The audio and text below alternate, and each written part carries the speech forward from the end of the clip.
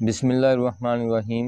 नाज़रीन, इस video clip में आपको ये बताया जाता है कि गंदम में जिंक का इस्तेमाल कब करना है और कैसे करना है, और हमारी ज़मीनों में जिंक का क्या स्टेटस है, और पौधों के हवाले से इसका क्या किरदार है, और इसकी कमी की क्या अलामात है।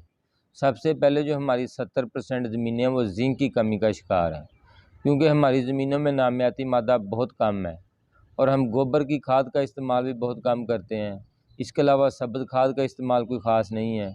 और इसी तरह जब हम फसल साल हर साल से काश्त करते रहते हैं, ज़मीन की ज़रखेज़ी कम होती जाती है, इसलिए जिंक का डालना ज़रूरी है। हाँ, अगर आपकी ज़मीन में नामियाती मादा बेहतर है, आपने गोबर की खाद इस्तेमाल की हुई है, या इससे पहले चावल के इलाका जात में आपने धान को जिंक का इस्तेमाल किया है, तो बिलाशुबा आप इसमें जिंक ना डालें तो कोई मसला नहीं। पौधों में जिंक का जो सबसे अहम किरदार है वो ये है कि एक एंजाइम है जिसे हम कहते हैं कार्बनिक एनहाइड्रेज।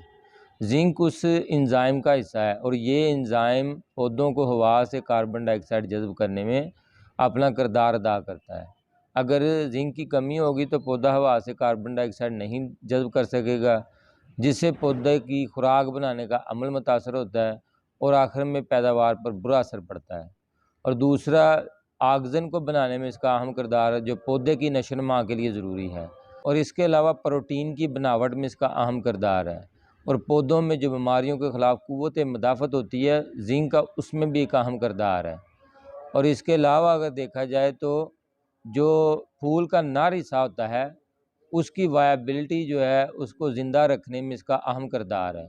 और इसकी कमी की अलामात में ये है कि पौधे का कद छोटा रह जाता है और उसके नए पत्ते पीले हो जाते हैं। तो गंदम में इसको कैसे इस्तेमाल करना है, उसके लिए हमें किसी अच्छी कंपनी का आप जिंक सल्फेट ले लें, जैसे जिंगरो है, जिंक स्टार है, नया जिंक है। ये 5 किलोग्राम आपको चाहिए और इसको यूरिया के साथ मिक्स करके छटा कर दें और पानी लगा दें। और दूसरा तरीक़ाकार ये है कि हम इसको पत्तों पर स्प्रे कर सकते हैं, और पत्तों पर स्प्रे के लिए इसके 2 स्प्रे ज़रूरी हैं। इसके लिए हमें जिंक सल्फेट आधा किलोग्राम चाहिए और साथ में आपने 250 ग्राम अनबुझा चूना लेना है। उसको रात भर के लिए 2 लीटर पानी में भिगो देना है और सुबह आपने जिंक सल्फेट को भी 3 लीटर पानी में हल कर लेना है।